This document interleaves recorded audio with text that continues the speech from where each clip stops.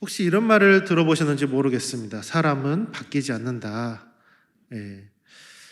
우리가 살아가면서 어떤 사람과 함께 지내다 보면 이건 좀 바뀌었으면 좋겠는데 그런 것들이 한두 개씩은 있는 것 같습니다. 특히 가장 가까이 있는 사람, 이제 사는 사람들, 자주 보는 사람들에게 그런 것들이 보이죠. 계속 보이게 마련입니다. 그래서 잔소리도 하기도 하죠. 치약을 밑에서 짜라, 중간에서 짜지 말라부터 해서 휴지를 어떻게 해라, 이것이 보이냐 안 보이냐, 막 그런 어떤 잔소리들, 이런 것들이 있죠. 어떨 때는 그것을 들으면서 천천히 바로 바뀌진 않겠지만 천천히 뭔가 노력하면서 바뀌어가는 모습을 보이기도 합니다. 근데 어떤 때는 몇 년 혹은 수십 년이 지나도 절대 바뀌지 않는 그런 사람들도 있습니다. 말 그대로 이렇게 말했는데 한순간에 바뀌면 그건 기적이죠. 기적입니다. 거의 죽을 뻔한 경험을 하지 않고서야 거의 그렇게 쉽게 바뀌지 않는 것 같습니다. 그런데 오늘 요나를 보면 어떻게 보면 그는 죽을 뻔한 경험을 한 사람인데도 불구하고 그래도 바뀌지 않는 그런 모습을 우리가 볼 수가 있습니다. 먼저 우리가 요나에 대해서 보자면 요나는 이제 북이스라엘 시대의 선지자였습니다. 하나님께서 요나에게 이제 처음에 말씀하셨죠. 요나서 1장 2절에 너는 저 큰 성읍 니느웨로 가서 그것을 향하여 외치라. 그 악독이 내 앞에 상달되었음이니라.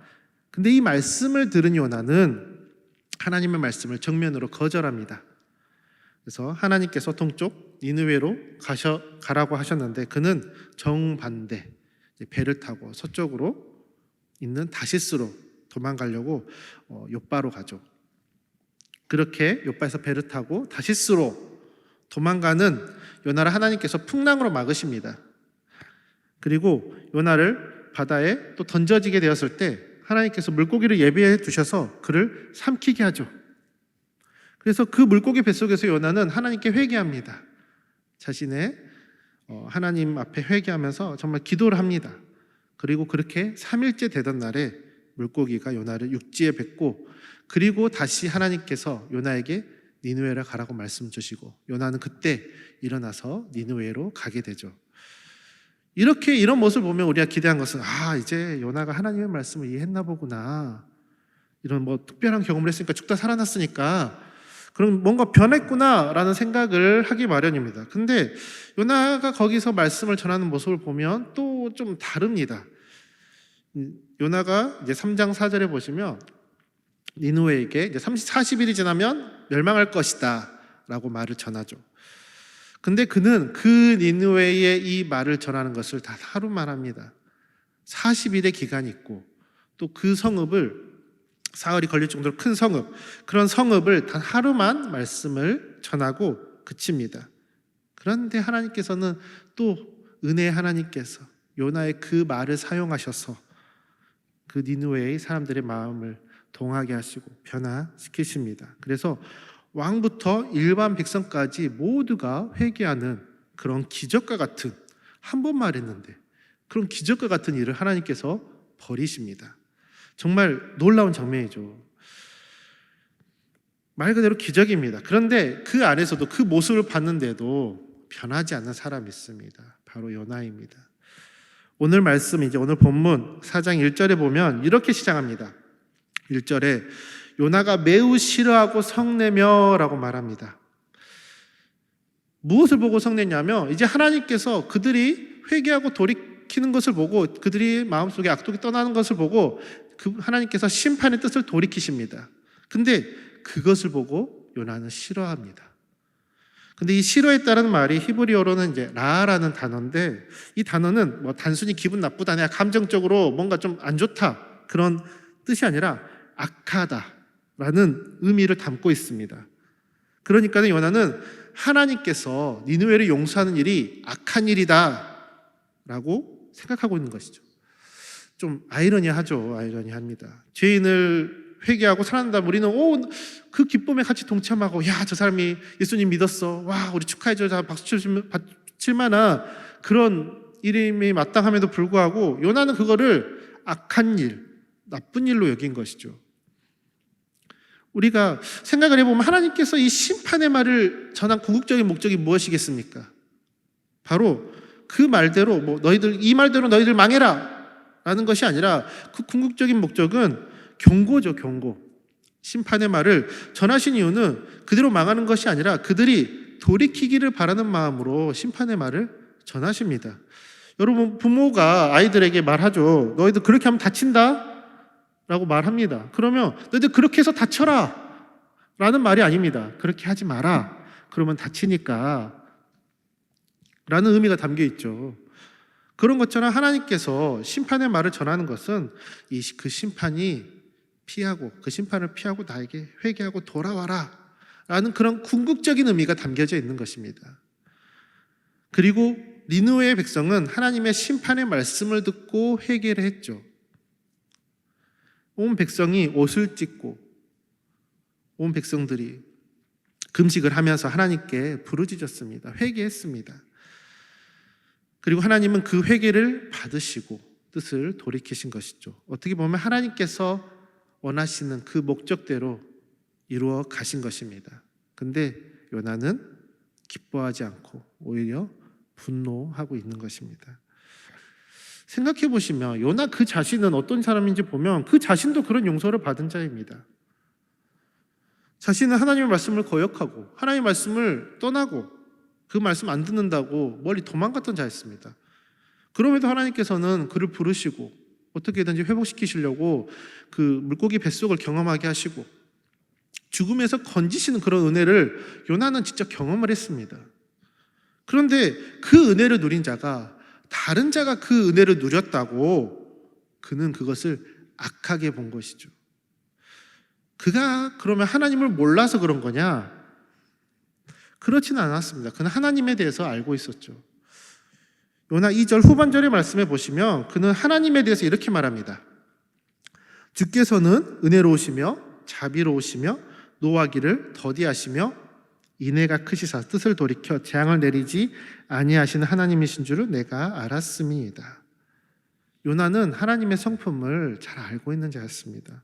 하나님은 은혜로우신 분, 그러니까 고통 중에 있는 자를 불쌍히 여기시고 또 자격 없는 자에게 호의를 베푸시는 분이심을 알았고 또 자비로우신 분. 이 자비라는 히브리의 단어의 어원을 보면 어머니의 자궁이라는 어원에서 나왔습니다. 그러니까 어머니가 뱃속에 아기를 사랑으로 감싸고 보호하듯이 그 어머니가 자녀를 사랑하는 그 마음처럼 하나님이 자기의 백성을 자기의 그 자녀처럼 보호하시고 돌보시는 분이시다라고 말하고 있는 것이죠. 요나는 그분이 하나님이심을 알고 있었습니다. 그리고 노하기를 더디하시는 분, 심판을 쉽게 하지 않으시고 쉽게 진노하지 않으시고 또 돌이킬 시간을 주시는 그런 분이신 그런 인내 하나님임을 알고 있었습니다. 그리고 인애가 크시사, 이건 헤세드라고 하는데요, 변치 않으신 언약으로서 신실하게 우리를 사랑하시는 그 하나님의 사랑을 알고 있었습니다. 이 요나의 고백을 보면 어떻게 보면 하나님을 친송하는 것처럼 보이는데 그는 오히려 이 고백을 통해서 하나님한테 원망을 하고 있습니다. 근데 이 요나가 이 하나님에 대해서 하나님이 어떤 분인지 말하는 부분은 어디서 나오냐면 또 출애굽기에 나옵니다. 출애굽기에 이제 하나님께서 자신에 대해서 어떤 분인지 말씀하시면서 이야기하는 부분입니다. 출애굽기 34장 6절 말씀에 이렇게 말합니다. 여호와께서 그의 앞으로 지나시며 선포하시되 여호와라 여호와라 자비롭고 은혜롭고 노하기를 더디하시고 인자와 진실이 많은 하나님이라. 이 말씀이 언제 주어진 말씀이냐면 이스라엘 백성들이 금송아지를 만들어 하나님을 배신한 직후에 하나님께서 용서를 하시고 모세에게 준 말씀입니다. 출애굽기 31장 1절에 보시면 이제 이스라엘 백성들이 출애굽을 하고 그들에게 율법을 주시기 위해서 모세를 시내산으로 부르십니다. 그리고 모세가 40일 동안 그 시내산에서 율법을 받게 됩니다. 근데 모세가 시내산에 올라가서 금방 내려올 줄 알았는데 금방 내려오지 않은 거예요. 하루, 이틀, 3일, 그래서 3일까지는 괜찮은데 일주일이 지나도 내려오지 않은 것입니다. 모세는 이제 40일이 지나야 내려오는데 그들은 40일까지 기다리기 너무나 길었던 시간이었죠. 이제 불안이 차기 시작합니다. 아무리 기다려도 오지 않으니까 모세가 죽은 거 아닌가? 그러면 이제 우리 어떻게 해야 되지? 라면서 걱정하는 마음에 아론을 부추겨서 우리 무슨 금송아지 형상을 만듭시다. 그래서 그 형상을 만들어서 이분이 우리를 인도하실 신이라고 여기면서 우리가 그를 의지합시다 라고 제안을 하고 그렇게 합니다. 그런데 하나님께서 이 이스라엘 백성들의 행태를 분노하시죠. 화를 내십니다. 그래서 이스라엘 백성들을 멸하고 그들과 관계를 끊으려고 하십니다. 그때 모세가 백성들을 변호하면서 하나님께 용서를 구하죠. 그리고 하나님께서는 그 모세의 기도를 들으시고 그 모든 이스라엘 백성들을 용서하십니다. 그리고 그들을 다시 하나님의 백성으로 살아가게 하시죠. 그러면서 다시 하나님께서 이제 모세를 불러서 다시 시내산에 불러서 언약을 갱신하십니다. 그때 하나님께서 그의 앞을 지나가시면서 모세의 앞을 지나가면서 자기 자신에 대해서 말씀하신 것이 출애굽기 34장 6절 말씀입니다. 이는 하나님께서 자기 백성에게 나는 어떤 마음을 가지고 있는지 직접 설명하시는 장면인 것이죠. 자기 자신에 대해서 나는 어떤 분이다 라고 얘기하고 계신 것입니다. 이스라엘은 명백한 배신과 우상숭배를 저질렀음에도 불구하고 하나님께서는 그들을 자비로 응답해 주신 것이죠. 요나는 이 말씀을 알고 있었습니다. 너무나 잘 알고 있었죠. 왜냐하면 선지자로서 또한 이스라엘 백성으로서 그 말씀을 너무나 잘 알고 있었습니다. 그래서 하나님의 성품을 지식으로 알고 있었죠. 근데 그는 그 성품을 지식으로만 알고 있었고 그 하나님의 성품을 마음으로 받아들이지 않았던 것입니다. 그 하나님의 은혜와 자비가 자기 이스라엘 백성이나 나를 향해서가 아니라 내가 생각했던 정말 악독한 자들, 원수였던 그 니느웨의 백성들에게 향하니 그 하나님의 마음을 악하게 본 것입니다. 그렇게 요나는 2절 초반절에 이렇게 말합니다. 여호와께 기도하여 이르되 여호와여 내가 고국에 있을 때 이러하겠다고 말씀하지 아니하였나이까? 그러므로 내가 빨리 다시스로 도망하였사오니 그러니 이렇게 말하는 것이죠. 하나님, 제가 이럴 줄 알았습니다. 그래서 제가 도망쳤던 거 아닙니까? 그들이 하나님께서 회개하면 분명히 용서하실 줄 제가 알았습니다. 하나님의 성품을 인정하면서도 그 사랑이 미운 사람에게까지 향하는 것을 보니까는 그는 그 하나님이 원망스러운 것입니다. 그래서 요나는 3절에 요나 4장 3절에 이렇게 말합니다. 여호와여 원하건대 이제 내 생명을 거두가소서 사는 것보다 죽는 것이 내게 나음이다 하니 하나님의 사랑이 자기 기준을 넘어서니까는 요나는 차라리 죽고 싶다라고 말합니다. 하나님의 사랑이 하나님의 그 선하심이 자신이 이해하는 선까지는 베풀어지기는 좋아요. 근데 그것을 넘어서니까 원수까지 사랑하니까는 이것이 도저히 받아들일 수가 없는 것입니다.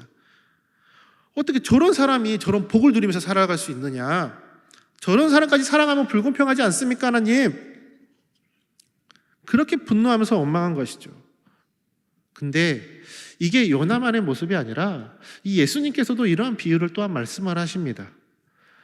예수님께서 하나님 나라에 대해서 비유하시면서 이제 포도원 품꾼 비유를 하시는데 마태복음 20장 1절 말씀에 천국은 마치 품꾼을 얻어 포도원에 들여 보내려고 이른 아침에 나간 집주인과 같으니 그리고 2절 말씀에 그가 하루 한 데나리온씩 품꾼들과 약속하여 포도원에 들여보내고 포도원의 한 주인이 이제 포도원에 일하는 사람을 구하기 위해서 밖에 나갑니다. 그래서 한 데나리온씩 품꾼과 약속을 하고 포도원에 들여보냅니다.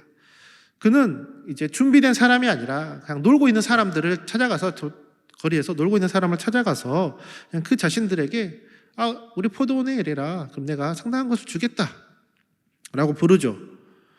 그래서 그들을 이렇게 오전 9시에 나가서 또 12시에 나가서 오후 3시에 나가서 오후 5시에 나가서 이렇게 놀고 있는 자들을 불러서 그들을 데려옵니다. 데려와서 일을 시키고 품삯을 주죠. 어떻게 보면 노숙자들을 데려와가지고 일을 시키고 그들에게 하루 일당을 풍성하게 준 것입니다. 그리고 이제 날이 저물고 오후 6시가 되어서 일을 마칩니다. 이제 포도원 주인이 품꾼들에게 돈을 주라고 하죠.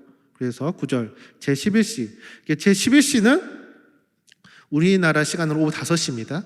오후 5시에 원자들이 와서 한 데나리온씩을 받거든. 그러니까 오후 5시 원자들이 오후 6시에 끝났으니까 1시간이라고 한 데나리온을 받는 것입니다. 그러니까 하루 일당을 받고 있는 것이죠. 그리고 그걸 보니까 10절 말씀에 먼저 온 자들이 와서 더 받을 줄 알았더니 그들도 한 데나리온씩 받은지라. 그러니까 먼저 온 자들이 우리는 저들이 1시간이라고 한 데나리온 받으니까는 우리 그럼 더 줄련가 보다. 이야 잘 왔네 하면서 기다리고 있었는데 똑같이 한 데나리온을 받은 것입니다. 그래서 11절 12절에 받은 후 집 주인을 원망하여 이르되 나중에 온 이 사람들은 1시간밖에 일하지 아니하였거늘 그들을 종일 수고하며 더위를 견딘 우리와 같게 하였나이다.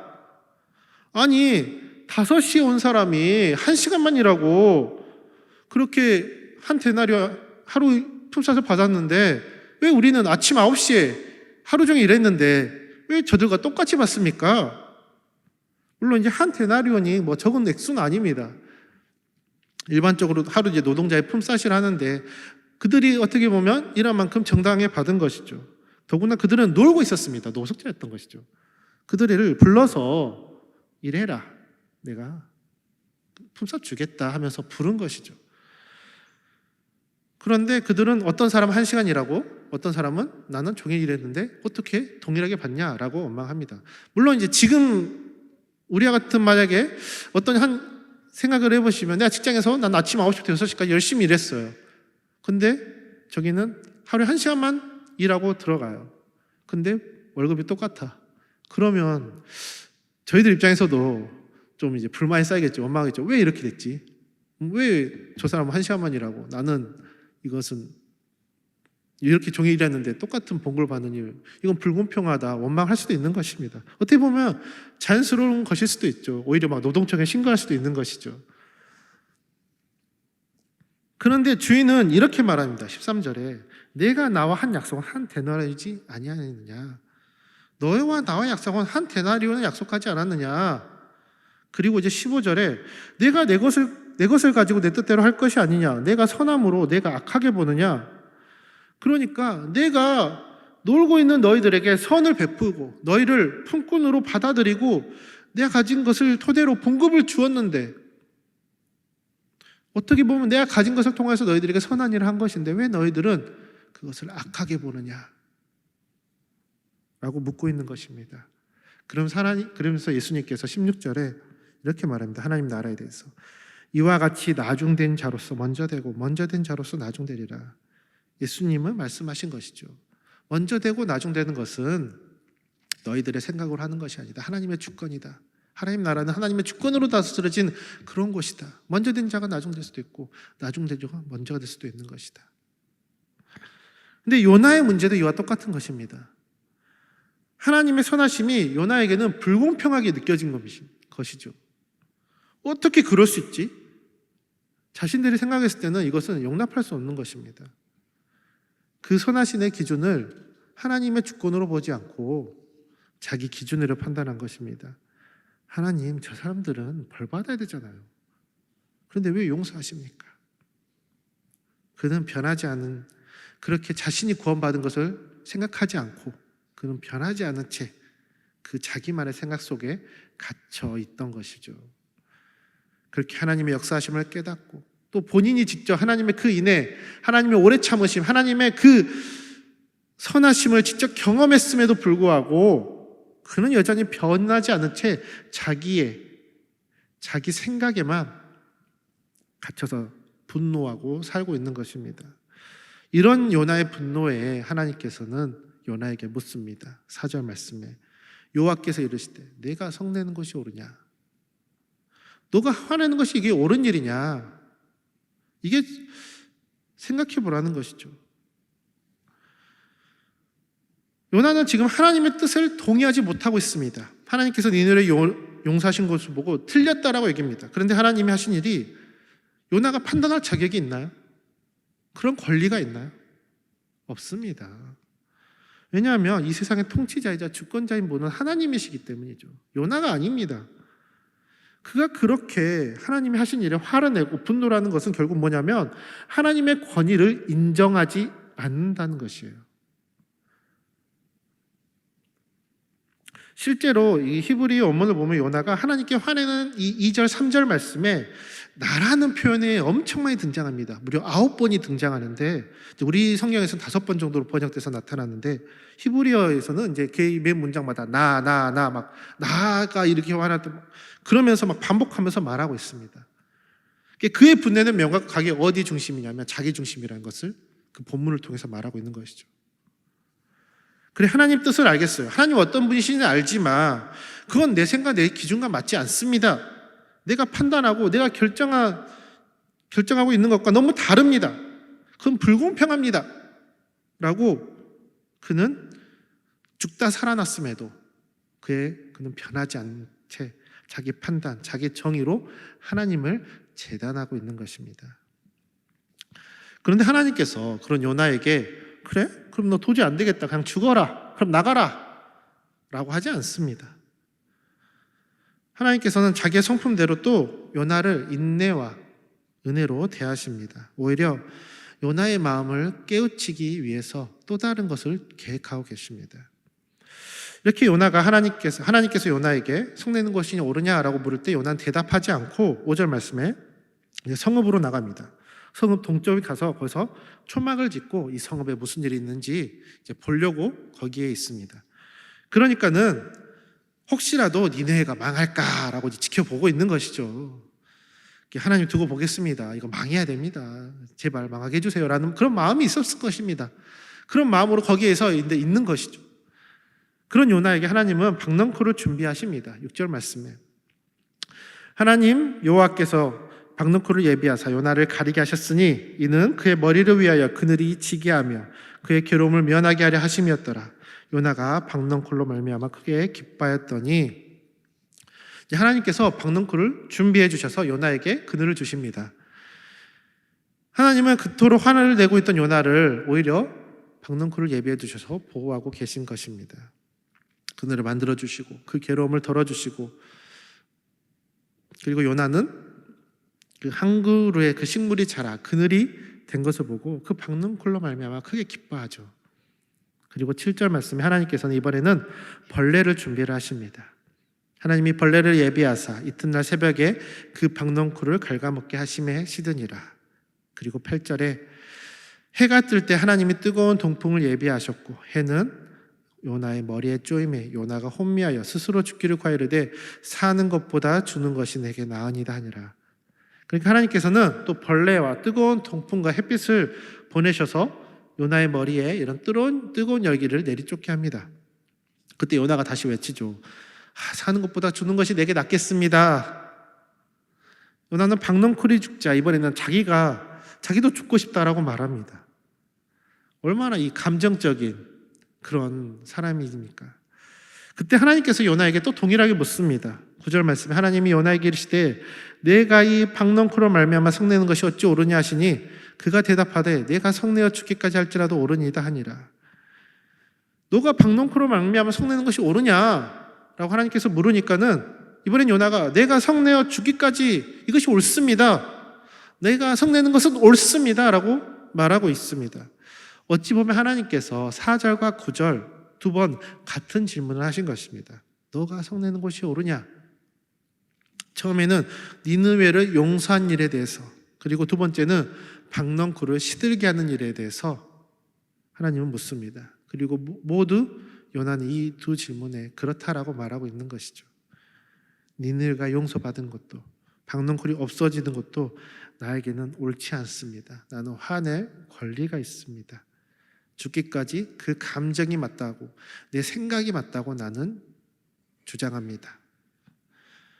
자기에게 유익이 있으면 기쁘고 자기에게 불편이 생기면 화를 내고 있는 모습이죠. 너무나 자기중심적인 모습. 하나님의 뜻보다 더 중요하다고 말하고 있습니다. 그런 요나에게 하나님께서는 마지막으로 말씀하십니다. 10절 11절 말씀에 하나님께서 이르시되 내가 수고도 아니하였고 재배도 아니하였고 하룻밤에 났다가 하룻밤에 말라버린 그 박넝쿨을 아꼈거늘 하물며 이 큰 성읍 니느웨에는 좌우로 분별하지 못하는 자가 12만 명이요 가축도 많이 있나니 내가 어찌 아끼지 아니하겠느냐 하시니라. 아니 너가 그 작은 식물, 너가 심지도 않고 거두지도 않고 수고하지도 않은 그 작은 생물, 그 작은 생명 하나라도 그 생명으로 인해서 그렇게 기뻐하고 없어졌다고 그렇게 분노하면서 내가 그 좌우로 분별하지 못해서 방황하고 있는 그 12만 명의 그 수많은 생명, 그 가축, 너무나 많은 그 생명들이 있는 그 성읍을 아끼는 것은 마땅하지 않겠느냐라고 요나에게 말합니다. 하나님은 요나에게 당신이 어떤 분이신지 보여주고 계십니다. 하나님은 생명을 기뻐하시는 분이세요. 그 생명이 살아있는 것 자체, 하나님께 돌아와서 살고 있는 그 사실 자체 하나님께서는 큰 기쁨이라는 것입니다. 그리고 하나님은 우리를 기쁨이라고 하신 말씀이 또 있습니다. 스바냐 3장 17절에 너희 하나님 여호와가 너희 가운데 계시니 그는 구원을 베푸실 전능자이시니라. 그가 너로 말미암아 기쁨을 이기지 못하시며 너를 잠자히 사랑하시며 너로 말미암아 즐거이 부르며 기뻐하시리라 하리라. 구원을 베푸시는 그 전능하신 그 분께서 우리를 보시고 기쁨을 이기지 못한다고 합니다. 왜냐하면 하나님께서는 우리가 보배롭고 존귀하고 사랑스러운 존재이기 때문입니다. 우리가 언제 보통 많이 기쁠까요? 보통 사람은 이제 내가 가장 소중한 것, 내가 가장 가치 있다고 여긴 것을 얻었을 때 기쁩니다. 요즘 이제 금값이 많이 올랐다고 합니다. 그래서 금을 가치 있게 여기고 금을 가지고 있는 사람은 금이 올랐음에 기뻐하겠죠. 그리고 혹시 누가 나에게 뭐 금반지나 뭐 금에 대해 선물하면 기뻐하실 수도 있습니다. 그런데 그것보다 더 소중하게 여기고 더 가치 있게 여기고 너무나 나이가 보배라고 여기고 있는 것, 그것을 가졌을 때 우리는 그 기쁨을 이루 말할 수 없죠. 흔히 우리는 그것을 내가 사랑하는 사람과 결혼할 때 그리고 자녀를 얻게 될 때 우리는 그 자녀 그리고 사랑하는 사람, 그 사람이 너무나 보배롭고 너무나 존귀하기 때문에, 너무나 사랑하기 때문에 그렇게 함께 가족이 된다는 것에 대해서 우리는 기쁨을 이기지 못합니다. 물론 이제 살아가면서 많은 마음의 상처와 어려움이 있긴 하지만 그래도 그 순간만큼은 기쁨을 이기지 못하죠. 근데 그 반대로 그럼 가장 큰 슬픔이 무엇이겠습니까? 바로 이 살아가는 가족을 잃었을 때 우리는 말로 다 할 수 없는 고통을 겪게 되는 것입니다. 왜냐하면 그 존재가 너무나 보배롭고 사랑하는데 그 존재와 더 이상 함께하지 못한다는 그 사실에 너무나 가슴이 아픈 것이죠. 그리고 하나님께서는 그렇게 우리를 보배롭고 존귀하고 사랑하십니다. 하나님은 우리를 단순히 피조물로 여기시는 분이 아니세요. 자녀로 여기시고 가족으로 삼으셨습니다. 시편 2장 7절에 이렇게 말합니다. 내가 여호와의 명령을 전하노라. 여호와께서 내게 이르시되 너는 내 아들이라. 오늘 내가 너를 낳았도다. 오히려 하나님께서는 우리를 자녀로 낳으신 것처럼 자녀로 삼으시고 그 하나님이 보배롭게 여기십니다. 그래서 우리가 하나님 안에 있을 때, 그 생명 안에 거할 때 그 존재 자체가 너무나 기쁘신 것이죠. 그리고 우리가 죽음 가운데 거해서 하나님과 관계가 끊어졌을 때 하나님께서는 그렇게 슬퍼하신 것입니다. 그래서 이 기쁨을 어떻게 보면 가장 잘 표현한 그 말씀이 탕자의 비유일 것입니다. 예수님이 말씀하신 것이죠. 이제 둘째 아들이 이제 아버지의 유산을 요구한 뒤 먼 나라로 가게 됩니다. 거기서 허랑방탕 쓰면서 재산을 다 낭비하다가 결국 그 재산도 없고 그 나라에 또 가뭄이 들어서 이제 불결하고 부정한 돼지 치는 일을 하면서 그 돼지들이 먹는 그런 열매라도 먹을까, 그렇게라도 배를 채울까, 막 그렇게까지 살아가려고 합니다. 근데 그런 가운데 이제 다시 아버지 집을 떠올리게 되죠. 아버지 집에 사는 그 종들도 잘 살던데, 그래 내가 너무 큰 죄를 졌기 때문에 내가 아버지 아들은 안 되지만 아버지 종이라도 되겠다고 한번 간구해야겠다 하면서 정말 아버지께 그 송구스러운 마음으로, 죄송한 마음으로 아버지 집을 갑니다. 근데 그 아버지가 돌아온 둘째 아들을 보고 어떻게 합니까? 너 그렇게 나쁜 죄를 저질렀으니까는 그냥 너 우리 집에 오지도 마 라고 하면서 거부하지 않습니다. 오히려 마태복음 15장 24절에 보면 이 내 아들은 죽었다가 다시 살아났으며 내가 잃었다가 다시 얻었노라 하니 그들이 즐거워하더라. 오히려 아버지는 그 아들을 기뻐 맞으십니다. 그리고 오히려 다시 자녀로 삼으시고 그 아들이 다시 온 것을 자신의 기쁨으로 여기죠. 그 기쁨을 이기지 못해서 막 잔치를 벌입니다. 이것이 바로 하나님 아버지의 마음입니다.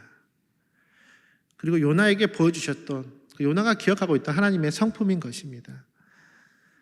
하나님께서는 우리가 무엇을 잘해서 기뻐하시는 분이신 게 아니라 우리가 하나님의 품에 있는 그 존재 자체로 하나님께서는 기쁨을 이기지 못하십니다. 그 하나님께서 그렇게 사랑스러운 아들, 딸이 돌아왔을 때 기쁨을 이기지 못하고 잔치를 여시는 분이 바로 그 하나님 아버지십니다. 그렇기 때문에 우리가 죄로 인해서 죽어가는 그 상황을 보지 못하기 때문에 너무나 그 마음이 아프기 때문에 예수님을 이 땅에 보내신 것이죠. 그리고 예수님도 그 하나님 아버지의 마음을 가지고 이 땅 가운데 살아가셨습니다. 요한복음 10장 10절에 도둑이 오는 것은 도둑질하고 죽이고 멸망시키려는 것뿐이요 내가 온 것은 양으로 생명을 얻게 하고 더 풍성히 얻게 하려는 것이라. 죄로 인해서 죽어가는 우리를 불쌍히 여기시고 저렇게 좌우로 분별하지 못하고 또는 그 길 잃은 양 같은 우리를 위해서 이 땅에 오신 것입니다. 그 마음을 때문에 그 하나님 아버지의 마음 품고 이 땅에 오시고 그리고 그 마음 때문에 모든 고통을 당하시고 십자가의 그 길까지 끝까지 죽음의 길을 걸으셨습니다. 그리고 십자가에서마저도 이렇게 말하죠. 누가복음 23장 34절에 예수께서 이르실 때 아버지 저들을 사하여 주옵소서 자기들이 하는 것을 알지 못하옵니다. 십자가에서마저도 예수님은 자신을 못 받고 모욕하고 비난하는 그들의 죄를 용서하라고 그들을 위해서 기도한 것이죠. 요나 같았으며 이건 불공평합니다라고 말할 그 상황에 하나님께서는 예수님께서는 그들의 죄를 용서해 주세요라고 기도하고 있는 것입니다. 이것이 바로 하나님의 사랑입니다. 하나님의 사랑은 우리가 정한 선 안에 있는 것이 아닙니다. 내 기준, 내 생각으로 생각할 수 있는 것이 아니에요. 오히려 그 하나님의 사랑이 그 선 밖에 있기 때문에 우리의 생각을 뛰어넘기 때문에 우리는 구원을 얻게 된 것입니다. 그 사랑이 있었기 때문에 우리는 다시 시작할 수 있었고 그 사랑이 있었기 때문에 우리는 주님의 택한 백성으로 여김을 받게 된 것입니다. 그러므로 우리가 하나님의 그 사랑을 받았다면 나만 사랑해 주세요. 내 기도만 들어주세요. 나에게만 부어주세요. 그래야지만 공평하잖아요. 내가 하나님한테 한 일이 얼만데 라고 내 것만 붙잡지 않기를 바랍니다. 하나님의 아버지의 그 마음을 품고 그 사랑을 흘려보내는 자가 되기를 바랍니다. 하나님의 사랑은 내가 이해하는 그 수준을 훨씬 초월합니다. 때로는 하나님의 그 은혜가 불공평하게 느낄 때도 있습니다. 요나처럼 그럴 때는 내 기준으로 하나님의 마음을 재단하지 마시길 바랍니다. 하나님이 우리를 사랑하신 것처럼 우리의 이웃을 사랑하시는 분이시고 그리고 내가 원수처럼 생각하는 그 사람도 하나님은 사랑하시는 분이십니다. 그래서 하나님께서는 내가 사랑하는 그 사람, 너가 그게 정말 원수처럼 여길지라도 그 사람을 너는 사랑하기 원해 라고 하십니다. 그리고 그 사랑을 가장 실제적인 표현으로 나타내는 것이 바로 전도이죠.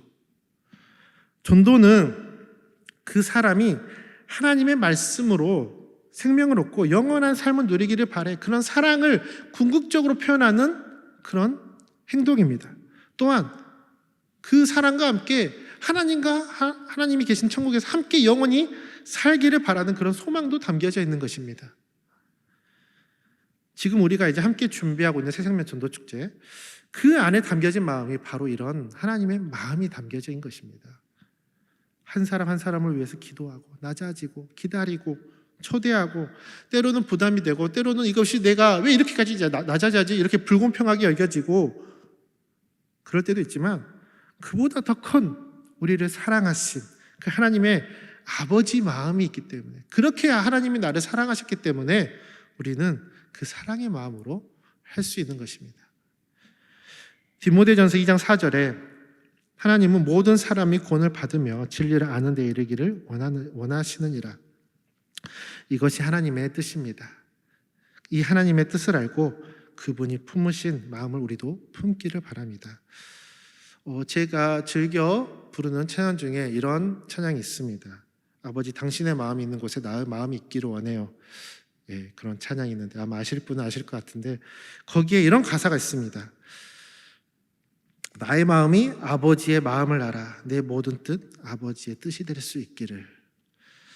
이 찬양의 가사가 우리의 고백이 되기를 바랍니다. 이 찬양의 가사처럼 우리도 이런 귀한 고백을 하시기를 소망합니다. 그래서 우리도 아버지의 마음을 품고 살아가면서 그 은혜와 사랑을 나누고 흘려보내면서 그 사랑을 드러내는 그런 축복의 통로로서 귀한 삶을 사는 우리 성도님들이 되기를 주님의 이름으로 축원합니다.